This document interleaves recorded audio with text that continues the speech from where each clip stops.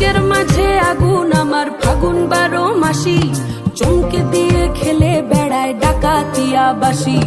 পীড়িত আমার ভ্রমর পরাণ সেই মধুরী খোঁজে, কোন জ্বালাতে মরছি আমি সেই ডাকাতি বোঝে।